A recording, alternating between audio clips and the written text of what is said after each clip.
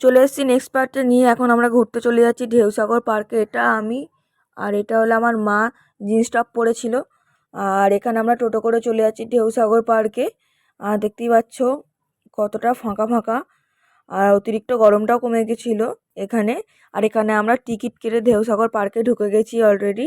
আর ভেতরটা খুবই সুন্দর, সকালের থেকে সন্ধেবেলা গেলে খুবই সুন্দর লাগছে ভেতরটা দেখতে, এবং ঘুরতেও মজা লাগছে।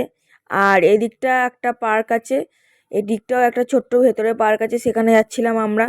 দেখতেই পাচ্ছে ঢেউসাগরে পার্কের ওই যে নামটা লেখা আছে ওখানে একদম সামনে লাইটিং করে লেখা আছে। আর কতটা ক্রাউড দেখতে পাচ্ছ। আর এখানে বাঞ্জি জাম্পিং বা বাচ্চাদের খেলার বা এমনি চড়ার যা ছোটোখাটো দোলনা আছে, এখানে টয় ট্রেন আছে পুরো পার্কটাকে ঘুরে দেখানোর জন্য। আমি একটা খেয়ে নিলাম মশলা সোডা, দেখতেই পাচ্ছ খেয়ে নিচ্ছি। আর এদিকে তারপরে খেয়েছিলাম হাওয়াই মিঠাই। তোমরা কি বলো? আমরা বুড়ির চুলো বলি।